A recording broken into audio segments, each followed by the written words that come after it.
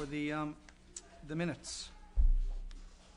Can we have a motion for the adoption of the minutes? Councillor Lane, seconded by Councillor Aker. Any errors or omissions for the minutes of September 28, 2010? None noted. Okay, call the question. All those in favour? Aye. Contrary minded? Motion is carried. And we'll move on then to business arising from the minutes. Anything arising? Yes, Councillor Lane? Yep. Item number 738. I just want to mention this once again for the public record. It has to do with the household hazardous waste days. Okay. And I guess Eastern Waste Management and so on. And there is going to be a meeting taking place, I believe it's later this week. Next week, the 13th. 13th of October. And I believe it's going to be taking place in Conception Bay South. I believe it was organised by the Mayor of Conception Bay South.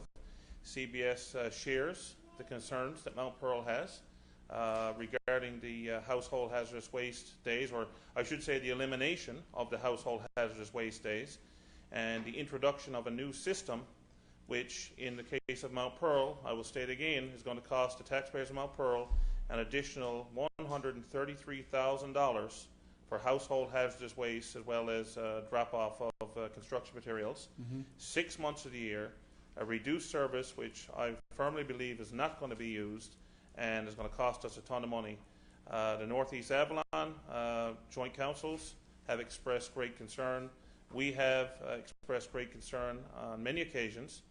And so this meeting will be held to once again, I guess, have at it with the MMSB, and I'm assuming there will be someone there from Eastern Waste Management as well, to see what can be done to restore household hazardous waste days, and also to look at, in the case of the Eastern Waste Management, how the costs can be evenly distributed for this new system, and also ways in which the system will be utilized and used better than what it appears it will be now. The system that's been set up currently, I strongly believe, is not going to work. I've said it time and time again, and it's costing a ton of money. And so I will be there on Council's behalf to once again express our concerns, and I'll report back to Council once I've attended that meeting. Okay. Thank you, Your Worship. Thank you, Councillor Lane. Anything else arising from the minutes of September 28th? None noted. All right, we move on then to the action report, again from September 28th. Anything you wish to address in the action report? No? Okay. That's all good. So we move on next then to our proclamations and presentations. We have two here today. And we have some guests, as I mentioned, in our chambers here this afternoon. The first one here is from Eastern Health, and it's a proclamation for October 1st to the 7th, 2010 as World Breastfeeding Month. And I would just like to acknowledge some of the guests we have here dealing with this proclamation.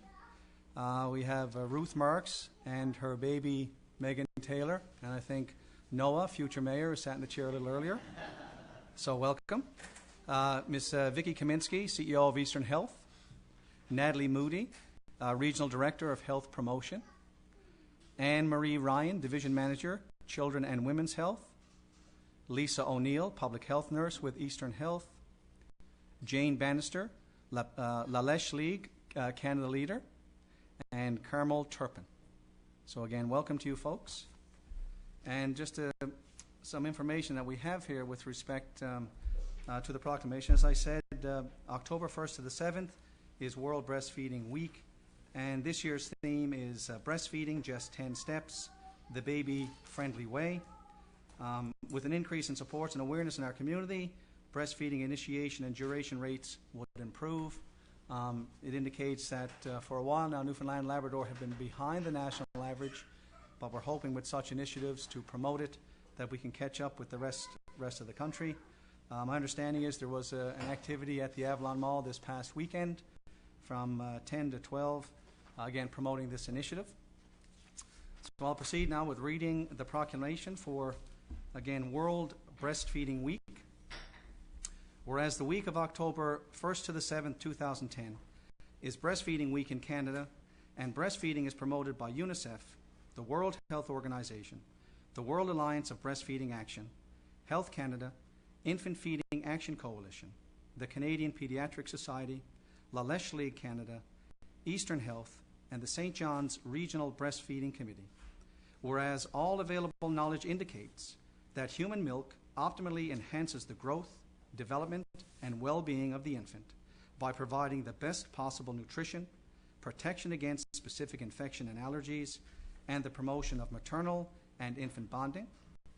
And whereas breastfeeding promotes healthier mothers and benefits society through lower healthcare costs for infants, a healthier workforce, stronger family bonds, less waste, and whereas many women and families need immediate community support and information to breastfeed successfully, whereas breastfeeding needs strong promotional and support strategies to counteract aggressive advertising of breast milk substitutes, therefore, be it resolved that the week of October 1st to the 7th, 2010, be proclaimed World Breastfeeding Week in the city of Mount Pearl, with special emphasis on breastfeeding promotion, and urge all citizens to seek reliable nutrition information and support breastfeeding as a high priority for healthier babies in our city. And I will sign this.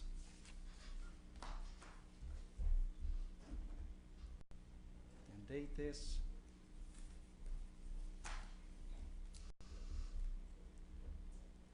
And we have some folks are, Ms. Kaminsky is going to come forward to say a few words on this proclamation, so if you would.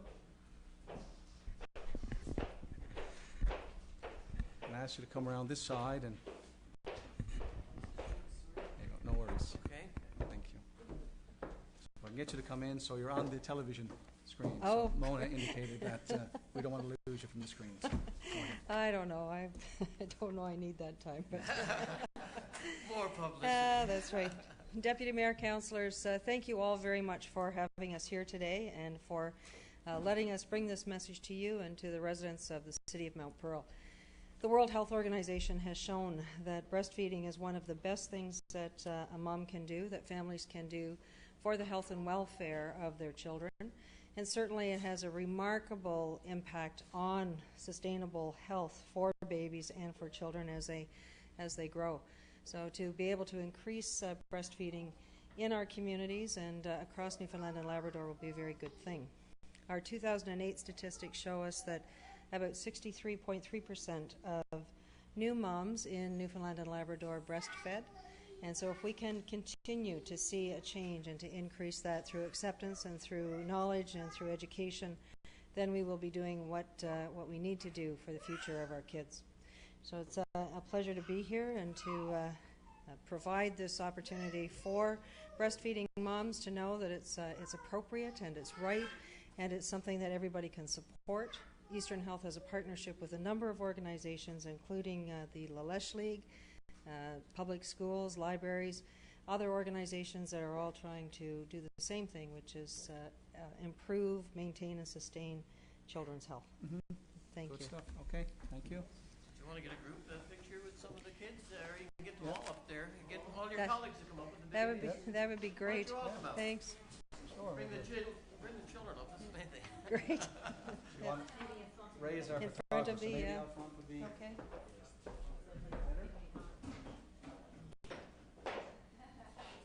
Come on up and join us, Kaminsky. Get a picture.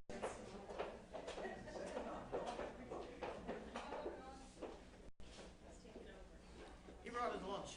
Oh, a teddy bear. Now, Jim, you're surrounded. You want to come up in my arms? Are you too shy for that? Would you like to come up?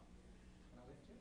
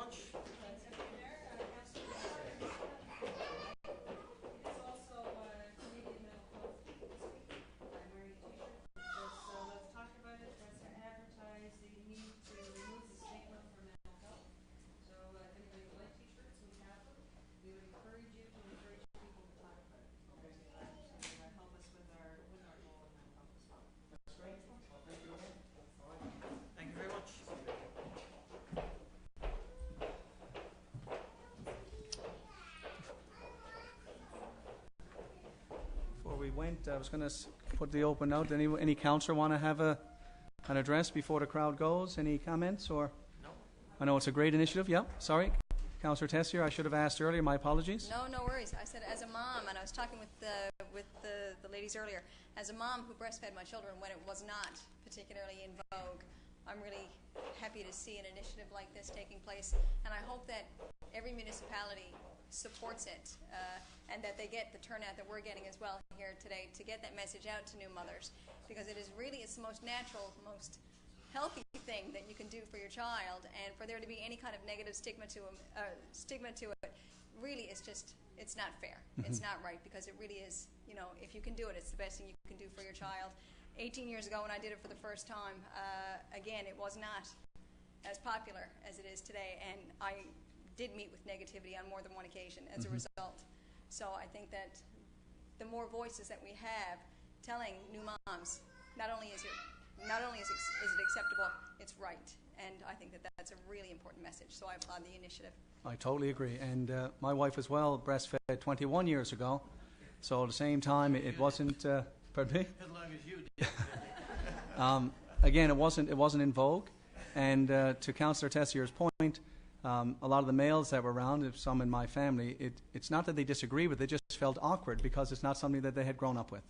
So I think this kind of media attention and promotion of this will let people realize that, as Councillor Tessier said, it's a natural thing to do. It's wonderful for the mother. I know my wife had a great experience from a bonding perspective, and of course it's the best nutrition that you can provide to your child. So yeah. Anyone else want to have a comment on that? No? So again, folks, thank you again, and good luck with all of the activities. Thank you for coming. Okay. Thank you.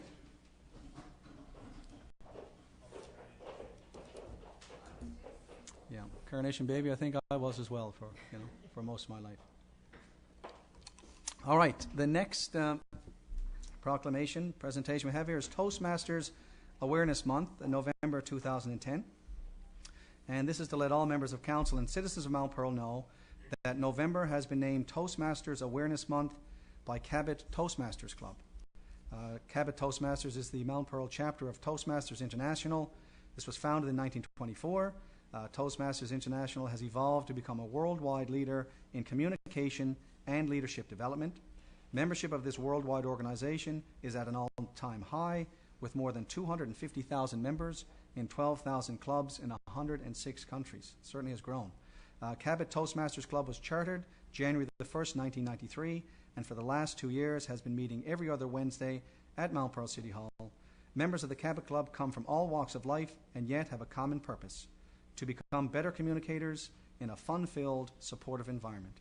I encourage all residents of Mount Pearl to visit Cabot Toastmasters here at City Hall at their open house Wednesday, November the 10th at 6 p.m. And I know we have the president, I think, Mr. Ken Lawrence, with us today. Does Mr. Lawrence want to come up and speak on behalf of this? Okay, sure. Being in Toastmasters, I'm sure you're called to speak on the spot all the time. Here you go, sir. It's part of the drill, isn't it? Absolutely. Well, believe it or not, after 27 years, I'm still scared of speaking in public. However, on behalf of Cabot Toastmasters Club, of which I am this year's president, I would like to thank you all for proclaiming November as Toastmasters Awareness Month. My career in Toastmasters is pretty typical of members. I joined not particularly to become a good speaker, because that takes practice and I'm lazy by nature, but in order to overcome my fear of standing in public at management meetings in particular. I very quickly overcame that fear, and 27 years later I'm still a member, because Toastmasters meetings are fun. Now, we are hoping, as a result of the heightened awareness of resulting from this proclamation and also from other initiatives we're undertaking at the same time, to get many new members from Mount Pearl and the surrounding area. Members who, first of all, will overcome their fear of public speaking, and then, hopefully, stay on as long-time members, because Toastmasters really is fun. Okay. Well, great. Thank you. I'm just going to sign this here, and you can take that with you, and maybe we can get... Would you like to join him for the picture there? Mr. Come up and Allen. join. Benny. Want to get down front here? We can.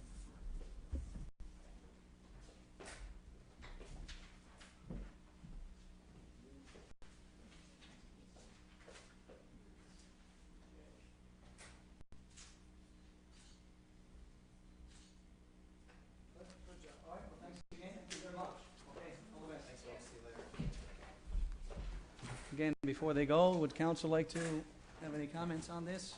Any past, present Toastmasters members? Toastmaster, I'll make a... Okay, Go ahead, Councillor Carl. Walsh? Oh, sorry. Actually, Councillor Swales? I was a member of the Toastmasters group, actually back a number of years ago. I certainly support the organisation and the group, and actually I had helped arrange for them to meet at City Hall Oh, okay. when they started to come back. So through Pat Dunn, Pat had contacted me a couple of years ago and said they were looking for a spot in Mount Pearl, and through Mona, I had contacted Mona and had helped them find a home here in Mount Pearl. And initially it was going to be a temporary home for them until they found a spot, but they enjoy coming to City Hall, and it's a great location for them. Absolutely. And that's what City Hall is all about, is open for groups and organisations such as this when there's free time. So I'm glad that they decided to stay, and they come every second week and meet. And like I said, it's a great organisation. Certainly has helped an awful lot of people in the province, and great work to Ken. And actually I was down chatting with Ken a few minutes ago before the meeting, because I had met him a number of years ago in Toastmasters. Anyway, great job, and hope you continue your work. Okay. I think Councillor Walsh wanted to. Oh, yeah, just Yep, very sure. briefly. I just want to thank Ken and Betty for coming in. I think next to death, Your Worship, they say that public speaking is probably people's greatest fear. I don't quite get it, but then I haven't mastered the art of brevity either. But I just want to thank them for coming in. I know those of us, and I know you are as well, who have been in the school system.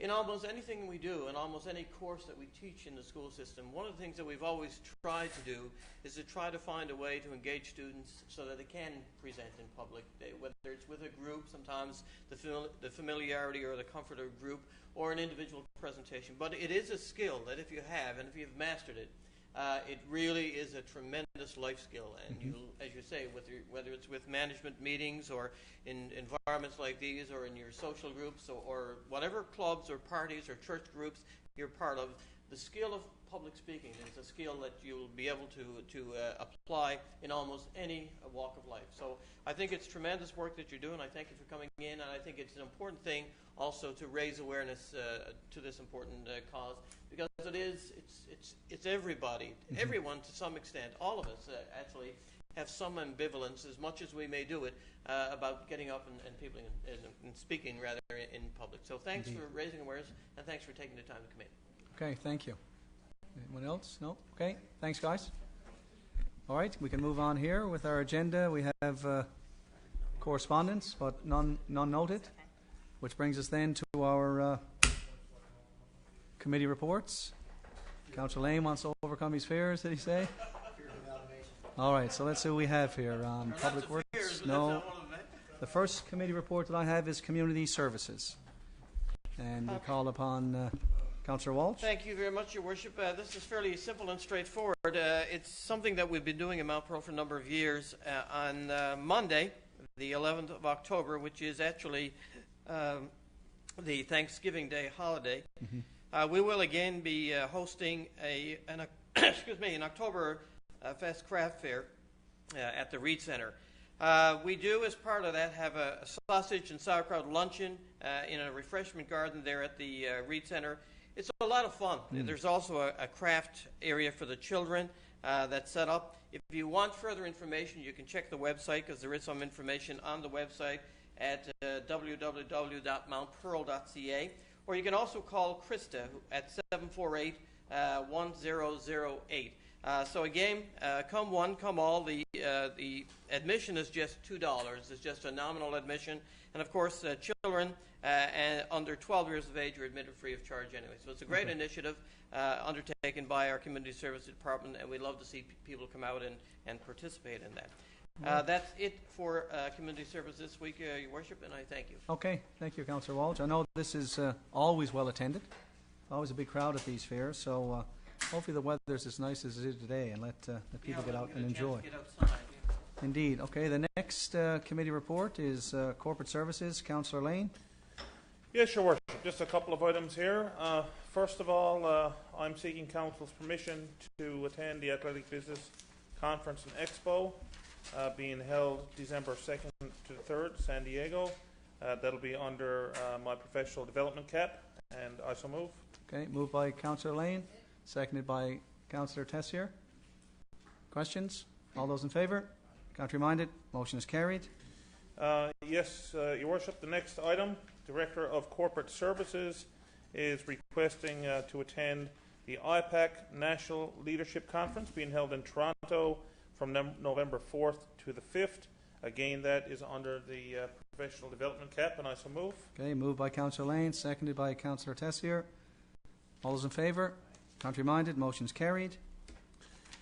Next, Your Worship, I guess as we are all aware, we just went through a terrible storm in Igor, and I guess as a result of that, there was a lot of efforts made across the province by individuals and groups and so on to do what they could do to help the people who were affected by the storm.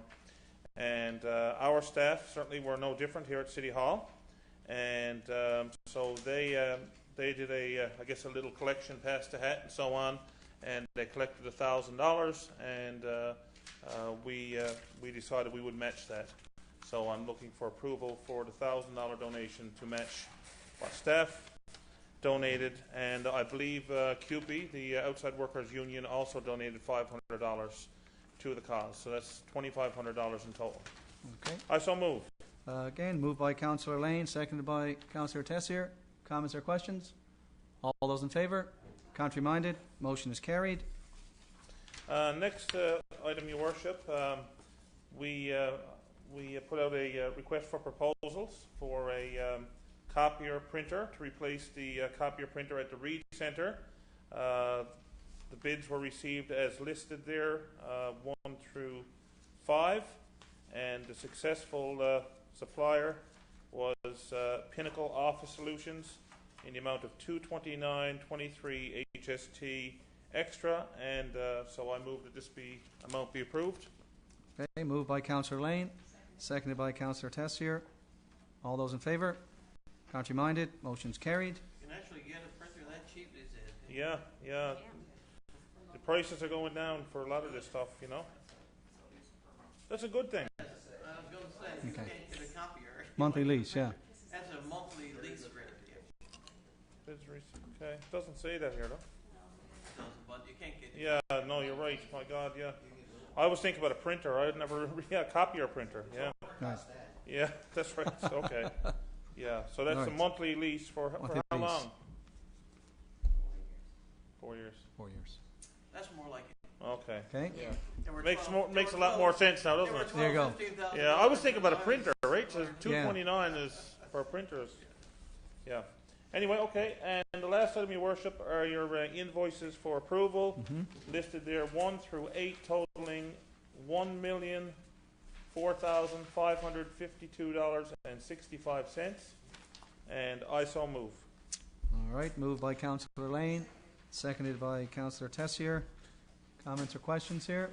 Well, obviously, Your Worship, again, the big ticket item there, $744,000, and that was a progress invoice, I guess, on the glacier On the glacier, expansion. absolutely. Okay, call the question. All those in favour? Okay. Contrary-minded? Motion is carried.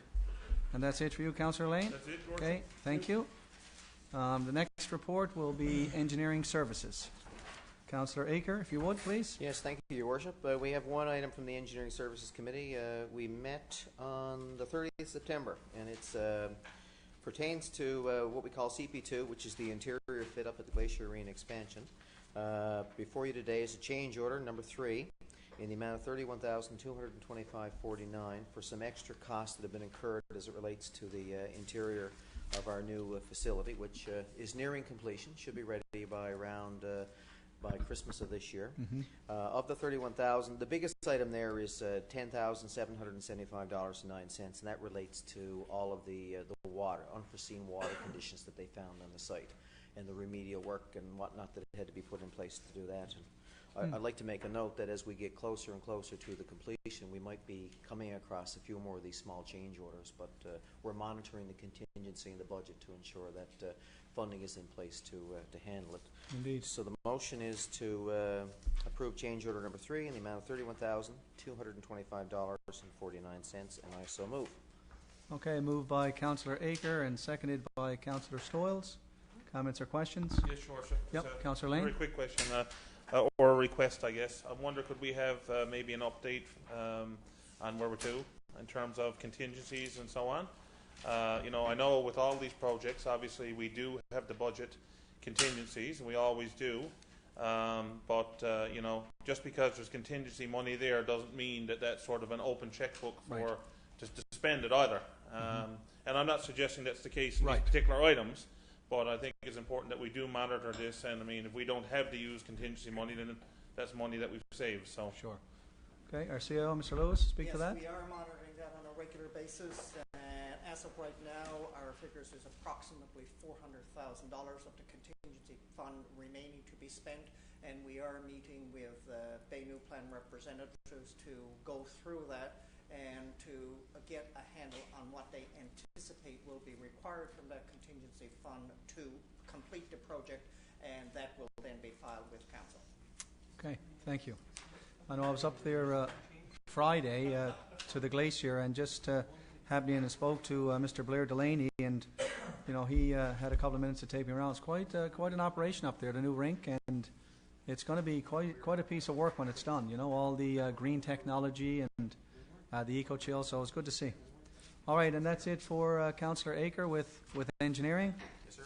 I'm going to have to call upon Councillor Aker again to bring in the report for the Planning and Land Use Development Committee, if you would. Well, to quote a softball term, I guess I'm pinch hitting here today for the deputy mayor. Big shoes to fill. All right, the first item there is CJ Enterprises.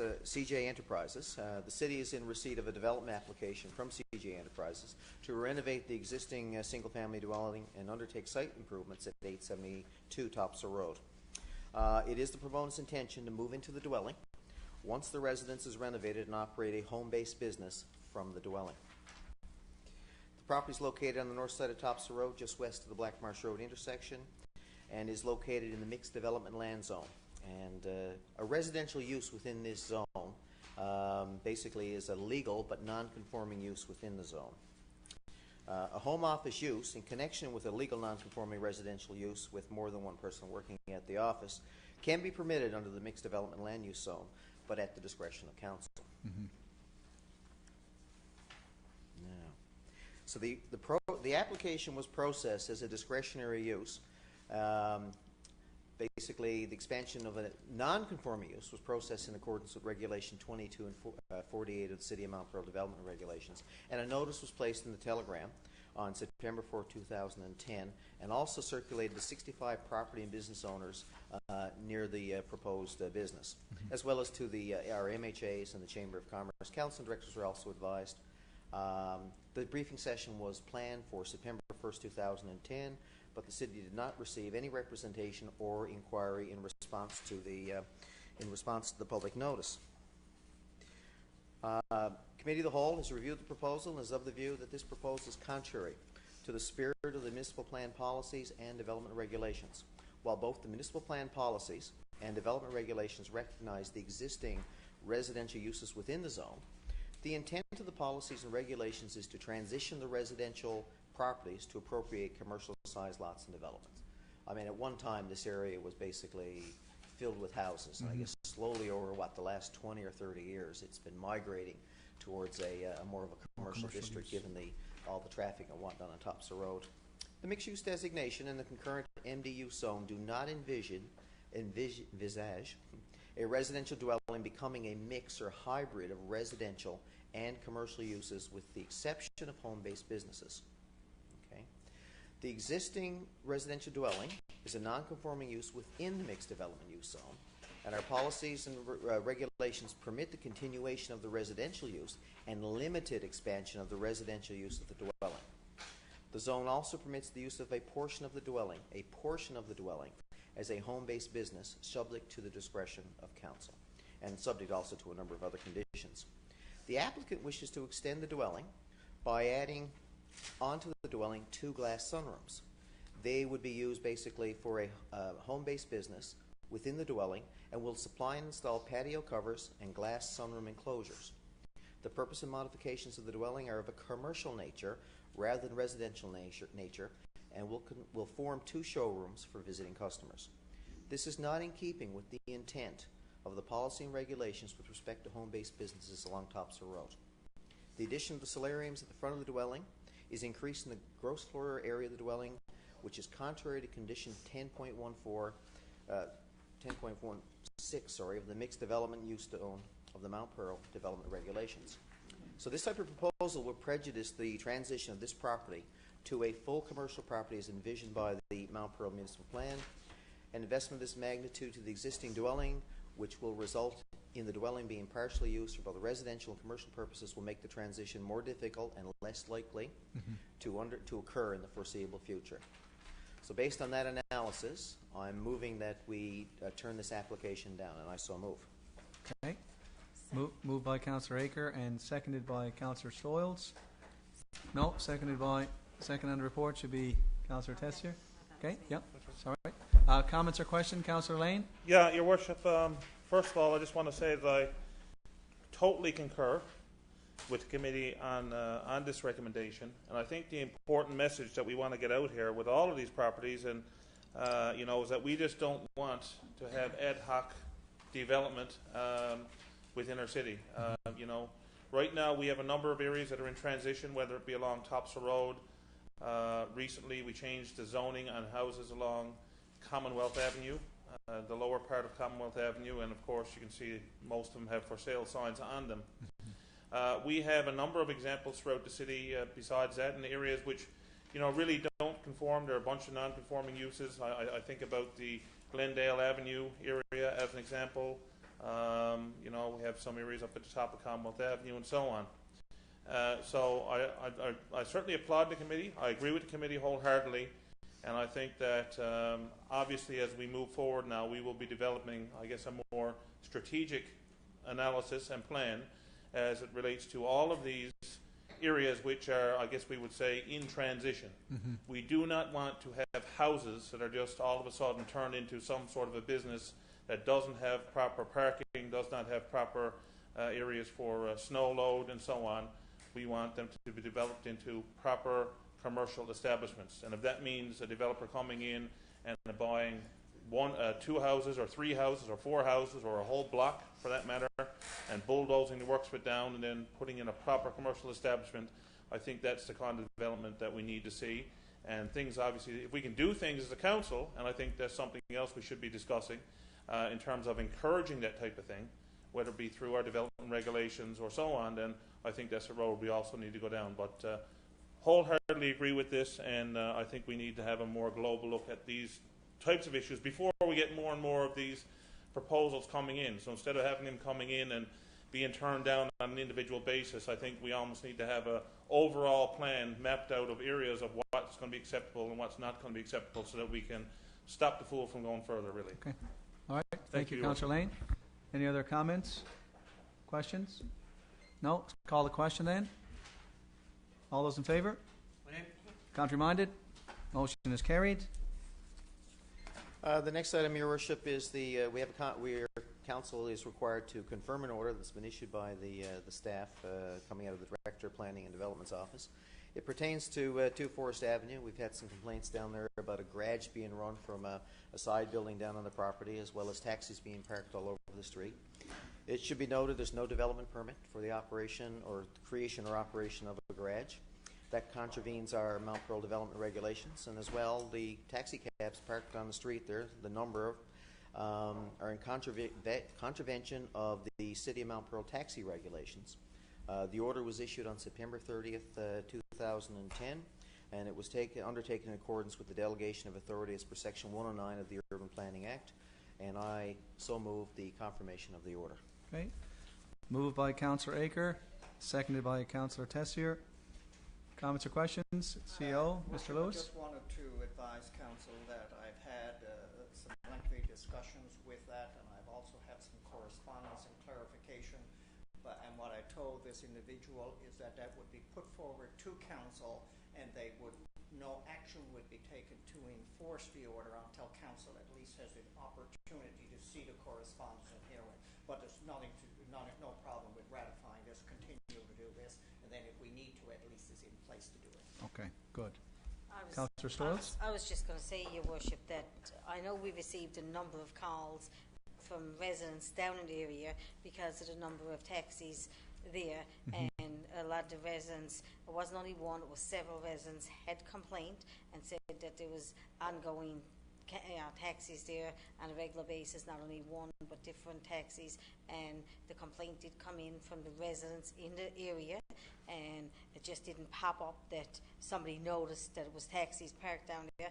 We received a number of complaints on an ongoing basis on this particular property, and I'm looking forward now to getting an update on it from our CEO. But I know I myself have received several complaints, and I know other people around the table have received complaints as well. Okay. All right. Any other questions or comments? All right. Call the question then. All those in favor? Contrary minded? Motion is carried. Third item, Your Worship, is the development permit list from September 18th to October 1st, 2010. You can see 3 permits there, and I so move. Okay. Moved by Councillor Aker, seconded by Councillor Tessier. Comments, questions? All those in favor? Contrary minded? Motion carried. One last item, Your Worship. We have the building permits here for residential and commercial. This brings the total for the year up to $43,799,530 for the period in question, which is September 18th to October 1st. The permits were $1,688,650, and I so move. Okay. Moved by Councillor Aker, seconded by Councillor Tessier. Comments or questions? None. All those in favor? Contrary minded? Motion is carried. And that is it for our committee reports, which brings us on to new business. And I remember, memory serves me correctly, Councillor Aker started last week, which means we'll start with Councillor Tessier this week. Nothing for you. Councillor Lane? Nothing? Councillor Stoyles? Yes, Your Worship, I wanted to pass along my regrets to the Whalen family. As everybody knows, I guess, sitting around this table, that a good friend of all of ours, and Diane was certainly a friend of mine over the years. When I got on council first, Diane was one of the first friends I met, going to conventions and hanging around with her and getting to know her when she was Mayor of Paradise. And it's a sad day for the province, and a sad day especially for the town of Paradise. And I was up to the funeral home earlier this afternoon, and I wanted to mention it in public, and maybe what we could do is have I know the city is doing something in there, but maybe we could have a moment of silence, especially with Diane being the Minister of Municipal Affairs. I'm wondering if we could. Sure.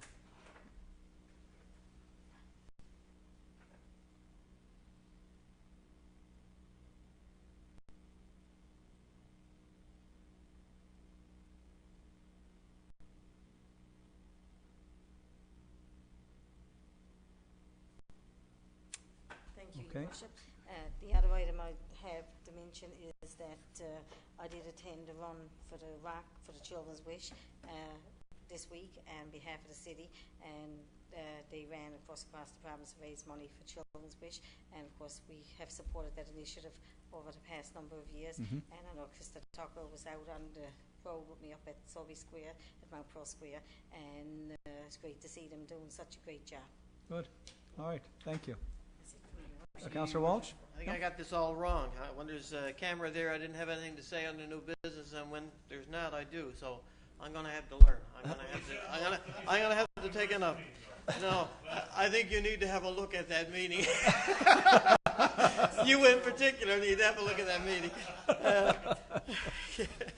That would certainly be the pot calling the kettle back. Anyway, Your Worship, this is for the Director of Community Services. I wonder if you could just mention to the municipal enforcement, we've got issues again with the dirt bikes. It's kind of ironic. Councillor Lane mentioned last time that we didn't have issues behind Westminster, but we do. I think the person you hadn't received any complaints, right. Yeah, and I think there's a logical reason for that. The person that you received many of your complaints for works for the city now. And I had some calls from him as well. But there's dirt bikes, but there's also quads. They've actually got some of the land torn up right behind Westminster there. But it's probably only one or two individuals, and it seems to come up again this time of the year, in the fall of the year, even more so than the spring, actually. But they can do a bit of damage. And a lot of people use the trails behind Westminster, Admiralty, Wood, and Pearlgate, because they run right along the entire three developments there. They use the trails to walk their dogs and to just go for a walk generally. They're not groomed trails in that area behind those. The part of it is, I guess, in the Admiralty Wood side. But if we could just have a look and maybe see if we can curb that. The other thing is, I think most people are aware, there is one more final cycle of bulk garbage in October. Again, the schedule has been provided to every homeowner in Mount Pearl, but if you have lost that or misplaced it, check the website again at mountpearl.ca, www.mountpearl.ca. It's all spelled out, M-O-U-N-T. Also check the regulations, because quite often when we have the bulk garbage, you get a lot of things put out there that we're not probably going to take. So if you check the regulations, you can probably save yourself a little bit of grief, actually, by putting it out only to have it taken in again. But there are some very clear regulations as to what we can take and what we can take. And we don't take chemicals or household hazardous waste materials, as Councillor Lane mentioned. They can be dropped off anytime at the regional depot. The other thing, too, a number of people have said to me, in fact, I've had a couple of calls on occasion after bulk garbage, about metals. It seems like they come through, they take everything, but they leave the metals to last, and then people say, oh, they come and they left the dryer or they left the hot water boiler. And usually there's a logical reason for that. They go to a metal recycling depot. They're usually picked up, and they require sometimes the additional heavy equipment to get them into the trucks. So it's for a reason that they do that, and I think that's probably, Scott, the last loop that goes through in a lot of the neighborhoods to get the metals, is it, at the end, or it seems to be. I've had a number of calls every time it happens, at least in my neighborhood, or if people see me out around, they'll stop me and say, how come they didn't take the hot water boiler?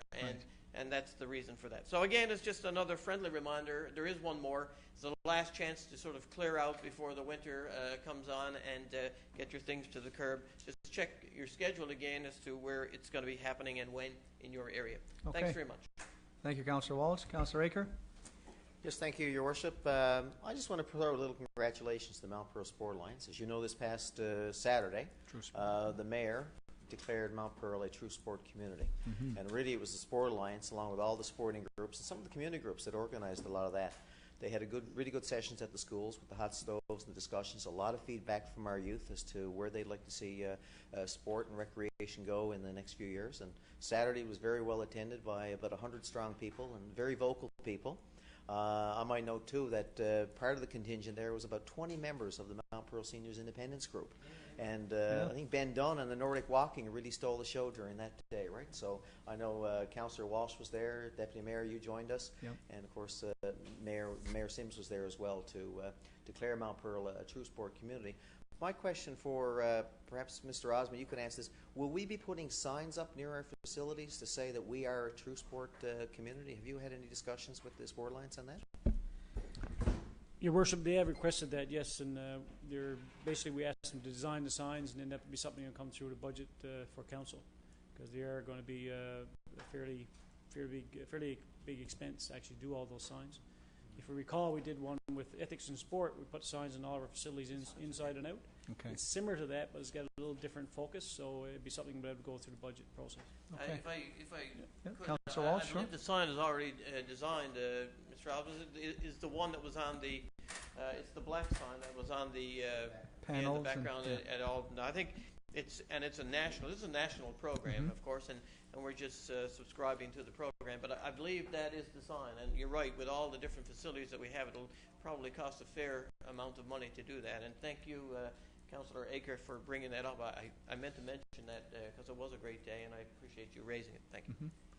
Is that it, Councillor Aker? Yes. Yep.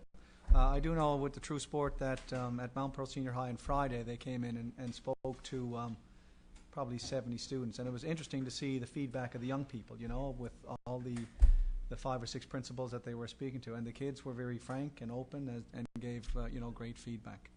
So yeah, that was a great event, and T.A. Loeffler gave a wonderful speech again.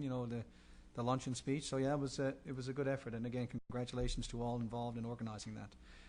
I just have one before we go. Is that I wasn't there for the proclamation of the city being True Sport because I was at Bowring Park to a function down there with the Girl Guides. They're celebrating their 100th anniversary here in Canada, and I think they said in Newfoundland it started in 1924. Girl Guide movement started here in 24. So they have this beautiful monument down there just inside the West Gate in Bowring Park, and it's beautiful. So I was there representing the city, and it was a great turnout. And I would say the majority of the guides that were there were, in fact, Mount Pearl residents, and there was a couple of former leaders, that were in their 80s that were there to commemorate the moment. So it was a very nice event. So I wasn't able to make it back in time to get to the proclamation of True Sport, but I was there, so I just wanted to pass it on. It's a beautiful monument down there. I'd encourage anyone to go down and have a look at it. All right, well, if that's it for new business, I'll call for someone for a motion to adjourn. And Councillor Soils, so we are adjourned. Thank you.